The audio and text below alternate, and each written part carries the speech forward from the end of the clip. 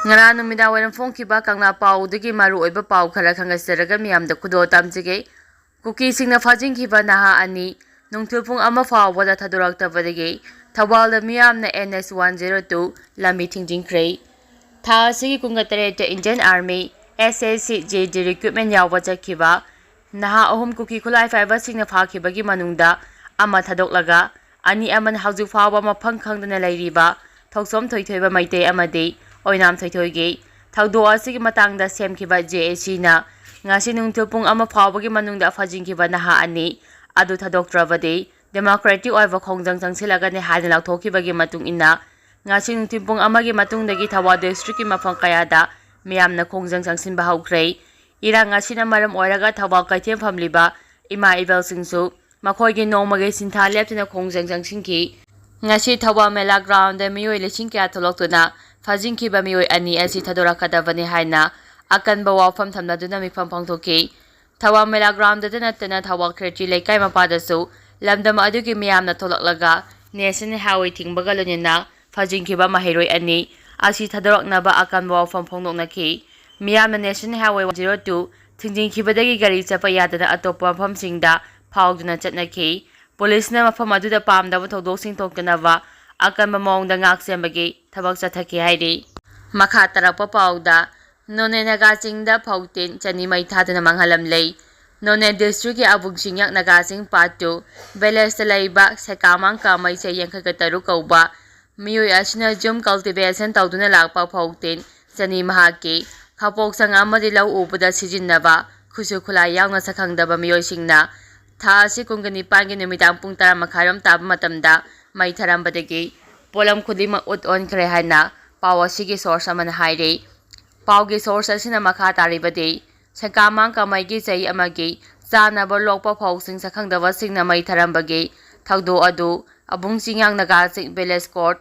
Paday na yaning daba pongdo pagalonina, Marilay na balangaki authority na Chenavasing, Tidok na logi or batabagla kolo haivagi, Lonina, Chinkumang Kamaigi imungda Matiksaba Campages and PBU haire. Makha tarakpa pauda, state ke thakta sama kungani pansuba, iraba ningsing toram pangthokrei. Kuki singna fajingkiba anga ani thadoraknaba, DGP kampopi da chakkrei, CM. Kuki khulai fiber singi custody de lairiba, Meitei naha ani tekta kadana thadoraknaba, ngasi Manipur Police ki DGP kampopi district da chakkrei haina, State Minister Nangthoma Berena phongdorakrei, wapham asi ngasi Manipur lengang na sinduna, State ke takta pangthopa sama kungani pansuba lamya hijam irabode lising aniga subna kunga marigi tharomda mahana phongdokhibani thamaiban gilila sangkhongna khongda laive iraba score da pangthopa tharom aduga mai lenina CM na pami singda hai hauji Meitei ge naha ani kuki khulai fiber singi khutta lairiwa chi laibak thibani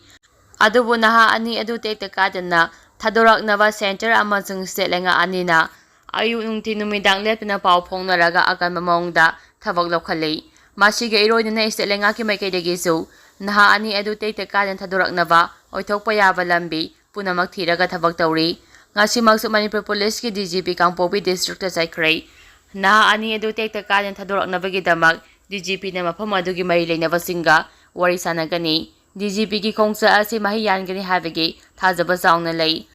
Loina laibak thiba nangliba naha ani edugi imung manungi, miyoy simpung wakal fatana, Laina Valangaki Maikei Apple Tarokli, Na ani edu Fajiliva sing na Hausik, Sajiwa Central Jail da Lariva, Kuki in Makara Atopa Mapom Amada, Hongdok na Vadivan Tarokpalay, Makoi Singado Tadok na Valanga na Kanari Hana, State Minister Berena Fongdokray, CM na Makata na Hai, Lamnya Hijam Irabo Kisama Kungani Pansuba, Mapong Numika Marilan na Manipur Amadi Leva Asiki, Miam da Yef about the Pijari. Irabo na pamlamba amosung wehening liba Manipur gi saktamadu aikoi punna mangphong na hannaba honamina si haiki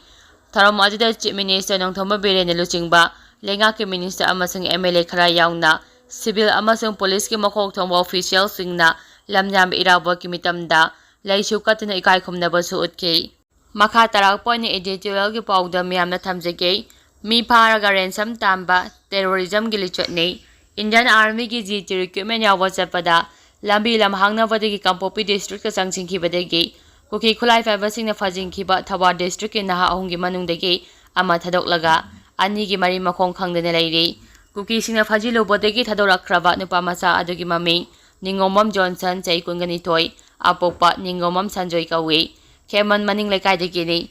Fajinuna thamliba nupa macha ani aduna Oinam thoitoi chai kunganithoi apopa yaima Laisangthem awang lekai amadi Thoksom thoithoiba chai kungamanga apopa ibotombi Kemang wangba taba maning lekai ni Haujik mari makhong khangdana fajinuna thamliba nupa macha ani adu makhoina khulai oina sijinaduna Lengang na faraga kaisum sangda thamliba Makti Haokip thadoraknaba demand hawhalakiba tawng asi terrorism gi khamtheng wali chatni Zenkoki Zone narco terrorist in the Indian Army gi GT recruitment yawa tha asi kunga taretta nupa macha ahum aduna Royal Enfield amada puna tonglaga Kaithel mami tamna chatnaba honavada lambi lam hangnabadagi Kangpopi district ki Sapramaina romda changsingkhibadagi Mapa adomda leiba khulai paiba kuki burnter singna fajingkhibani Thaudo aduda ngaklibadi Recruitment lili yawa sakhiba makhoi ahum adugi manungda Ningomam Johnson bodi thadoklaga mahak puthinba Saminakhiba nupa macha ani adu phajinuna thamlaga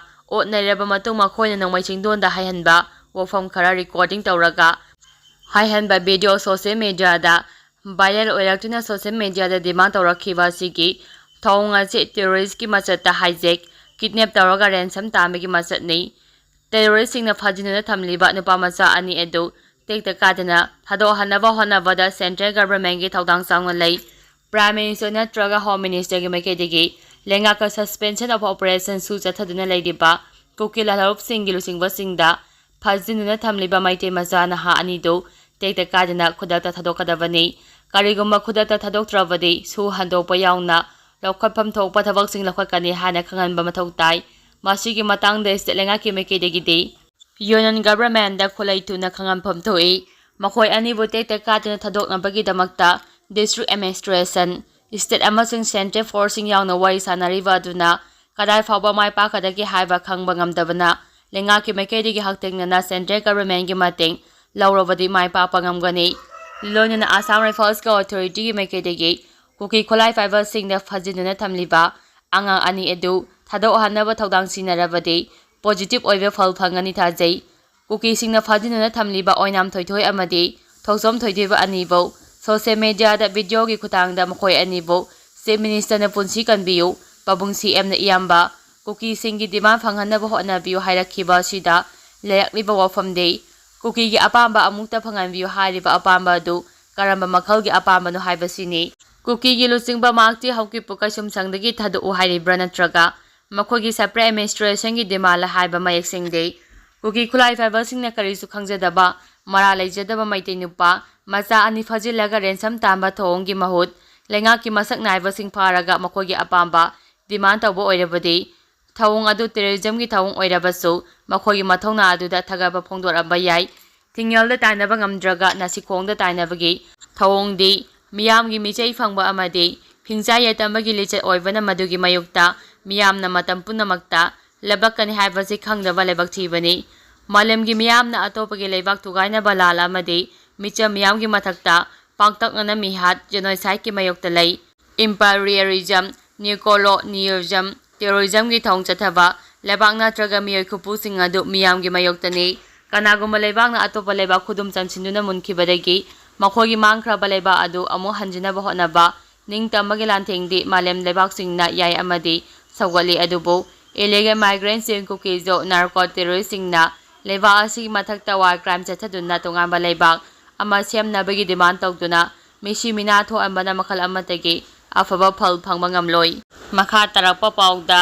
mak Haokip phajina thamliba Meitei anika Onabagi wapham aikhoi khangdei maki mapa social media da Meitei ani phajina thamba masung hauji judicial custody da leiba Dr. Makti Haokip ka Meitei ani asiga onaragani haiba tong ama sandorakpa thengnarei adubo wapham asi Dr. Makti Haokip ki imung manungi Miyoi singnadi karigumba wapham amata khangba leite haina Dr. asiga apopa mapa M lingkhong se Haokip mornam bele surchampurna sengdorakli M lingkhong se Haokip na media da thadorakpa warol amana hairi social media da Dr. Tima Haokip ka hauji phajina thamliba Meitei gi miyoi anika mahut onaragani haba wapham asigi matangda maki imung manungna karigumba wapham amata khangba leite Dr. Makti Haokip asi hauji judicial custody da leiriba ꯃꯔꯝꯅ ꯃꯍꯥꯛꯀꯤ ꯃꯔꯝꯗ ꯋꯥ ꯉꯥꯡꯅꯕ ꯍꯥꯏꯕꯁꯤ ꯁꯕꯖꯨꯗꯤꯁ ꯑꯣꯏꯒꯅꯤ꯫